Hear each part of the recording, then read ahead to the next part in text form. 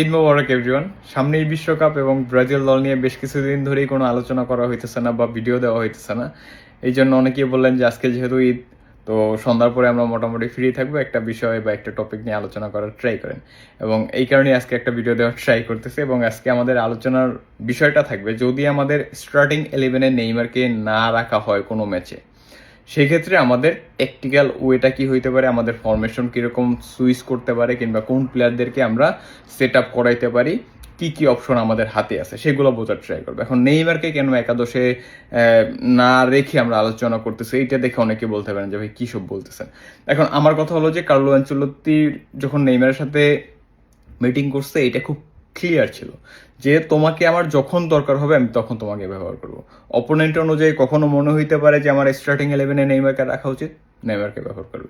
আবার কখনো কখনো সিচুয়েশন অনুযায়ী, সিচুয়েশনের ডিমান্ড কিংবা আমাদের যে যখন কার্লো আনচেলত্তি ফিল করবে যে এখন আমার নেইমারকে ব্যবহার করা দরকার, তখন দেখা যেতে পারে কোনো ম্যাচে আমরা 30 মিনিট নেইমারকে ব্যবহার করতেছি, 40 মিনিট ব্যবহার করতেছি।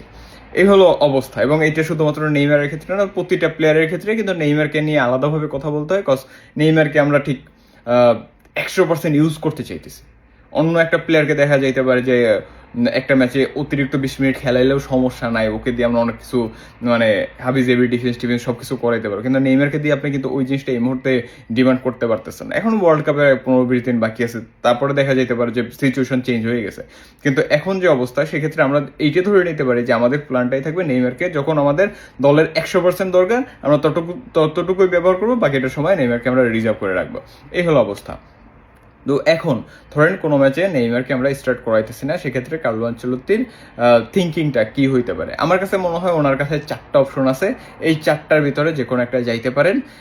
এবং সব থেকে দুর্বল থেকে শুরু করি, যেখানে আমাদের ফরমেশনটা হইতে পারে 4-3-3, মানে 3জন মিডফিল্ডার। এবং সেই 3জন মিডফিল্ডারের ক্ষেত্রে আমরা দেখতে পারি ক্যাসেমিরো, ব্রুনো গিমারেস এবং ওদের সামনে লুকাস পাকুয়েতাকে দিয়ে দেওয়া। এবং এইটার হওয়ার সম্ভাবনা খুবই কম। একটা অপশন, বেটার অপশন, এটা আমি বলবো না যে খুব দুর্বল অপশন, কিন্তু কার্লো আনচেলত্তি যেভাবে উনি এই দলটার সেট আপটা চাচ্ছেন, সেক্ষেত্রে উনি বলেই দিয়েছেন যে 4টা ফরওয়ার্ড উনি খেলাবেন। তো এই কারণে আমি বললাম যে এই যে ফরমেশন 4-3-3-তে যাওয়া এবং ওই জায়গা থেকে পাকুয়েতাকে ইন করানো, এইটা মোস্ট আনলাইকলি। এরপরে যে জিনিসটা আসি, দ্বিতীয় যে অপশন, সেটাও আমার কাছে একটু দুর্বল মনে হয়। কোন কারণে? দেখেন, তখন আমরা ফরমেশনটা 4-3-3-তে থাকতেছে না, 4-2-3-1-এ চলে যাচ্ছি।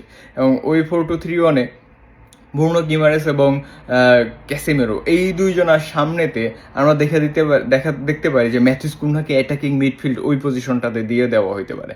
এবং ওই অ্যাটাকিং মিডফিল্ড পজিশনের পাশাপাশি ওর সাথে রাফিনহা এবং ভিনিসিয়াসকে স্টার্ট করানো হবে। এবং একদম সেন্টার ফরওয়ার্ড হিসাবে দেখা যেতে পারে এন্ড্রিক কিংবা ইগর থিয়াগো। এখন এইখানে দুর্বল কেন মনে হইতেছে, এই সম্ভাবনাটা কেন দুর্বল মনে হইতেছে? দেখেন, ইগর থিয়াগো ন্যাশনাল টিমে একেবারে নতুন, তো ওকে আমি বিশ্বকাপে বা কোনো একটা ম্যাচে স্টার্ট করাই দিতেছি, এই সম্ভাবনাটা আমার কাছে খুব একটা মানে স্ট্রং মনে হয় না। আর রয়ে গেল এনরিক বয়স কম, প্রেশার কতটুকু নিতে পারবে এটা নিয়ে কোশ্চেন মার্ক থাকে। এবং কার্লো আনচেলত্তির আন্ডারে কিন্তু ম্যাক্সিমাম ম্যাচেই দেখা গেছে যে ওই বেঞ্চ থেকে স্টার্ট করতেছে, লাস্ট 15-20 মিনিটে এসে খুব ভালো কিছু করার ট্রাই করতেছে। তো কার্লো আনচেলত্তি ওকে নিয়ে মনে হয় যে ওইরকম একটা প্ল্যান করতেছে। তো এই কারণে আমার কাছে মনে হয় যে এই যে একটা ফরওয়ার্ড নিয়ে খেলা, একবার পিওর নাম্বার 9, এই সম্ভাবনাটাও তুলনামূলকভাবে কম। যদি এখানে জোয়াও পেদ্রো থাকতো, সেক্ষেত্রে আমার কাছে মনে হতো যে এই পসিবিলিটি আছে, বাট এখন মনে হয় না যে এই দিকে কার্লো আনচেলত্তি যাবেন।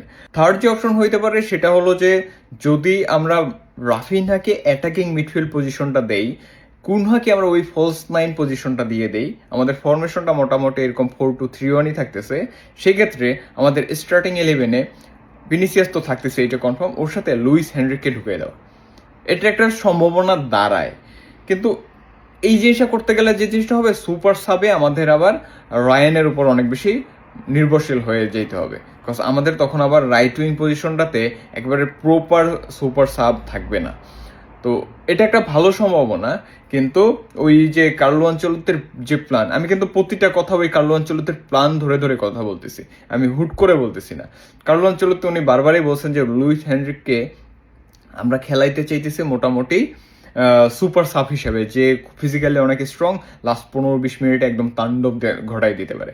তো এইখানে আরও একটা অপশন থাকে, সেটা হলো যে যদি আমরা লুইস এনরিকে বসাই আর রায়ানকে স্টার্ট করে, কিন্তু এত কম বয়সী একটা ছেলেকে আমি ওয়ার্ল্ড কাপে কি আদৌ স্টার্ট করাবো? কার্লো আনচেলত্তি কি এতটুকু মানে বিশ্বাস করবে রায়ানের উপর যে এখনই তুমি ওয়ার্ল্ড কাপের মতো একটা স্টেজে যে কোনো দলের বিপক্ষে স্টার্ট করে দাও? এবং টিম কম্বিনেশনেরও কিন্তু একটা কোয়েশ্চেন থেকে যায়।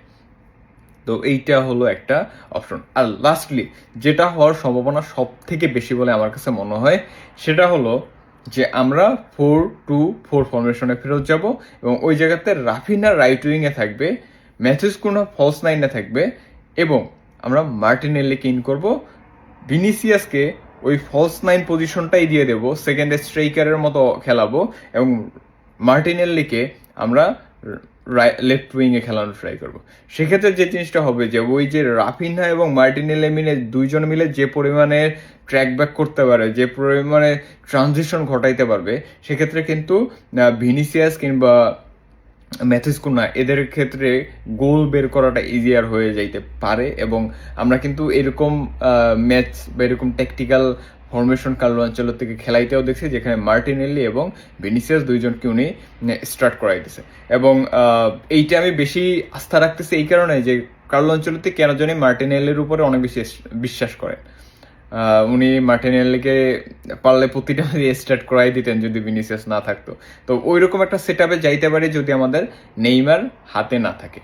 তো আমরা যে 4টা পয়েন্ট বললাম, সেটা হলো একটা মিডফিল্ডার বাড়ানো, এটার সম্ভাবনা খুবই কম। একটা প্রপার নাম্বার 9 খেলানো, এইটার সম্ভাবনাও কম, কজ আমাদের দুইজনই মোটামুটি নতুন নাম্বার 9। লুইস এনরিকে স্টার্ট করানো, এইটাও সম্ভাবনা তুলনামূলক কম, কারণ আমরা ওকে হয়তো সুপার সাব হিসেবেই দেখছি। আর যদি লাস্ট অপশন বলি সেটা হলো মার্টিনেল্লিকে স্টার্ট করে দেওয়া। এখন দেখেন এই জায়গাতে এত কথাবার্তা আমাদের বলতেই হইতো না যদি আমাদের ইস্তাবাও থাকতো। যদি আমাদের এস্তাবাও থাকতো এত ইকুয়েশন মিলানোরই দরকার ছিল না। এস্তাবাও খেললে নেইমার যদি স্টার্ট না করে এস্তাবাও রাইট উইংটা দিয়ে দিত, রাফিনহা এসে অ্যাটাকিং মিডফিল্ড খেলতো, দ্যাটস ইট, কোনো আলোচনাই লাগতো না। আমাদের মার্টিনেলে, লুইস এনরিক কোনো দিকেই যাওয়া লাগতো না আসলে। সো বিশ্বকাপে কার্লো আনচেলত্তি সব থেকে বেশি মিস করতে যাইতেছেন এস্তাবাওকে, এটা নিয়ে কোনো ধরনের কোয়েশ্চেন নেই। যদি নেইমার স্টার্ট করে, নেইমার কে প্রপারলি ব্যবহার করা হয়, তাহলে হয়তো আমরা ওই মিসিংটা অতটা ফিল করবো না। কিন্তু যখন আমরা নেইমারকে স্টার্ট করাবো না এবং যখন দেখবো আমার পারফরমেন্স ডাউন হইতেছে বা সেইভাবে ক্লিক করতেছে না, definitely we gonna miss Estevao. So এই ছিল আজকের আলোচনা। সবাই ভালো থাকবেন, সুস্থ থাকবেন, আল্লাহ হাফিজ।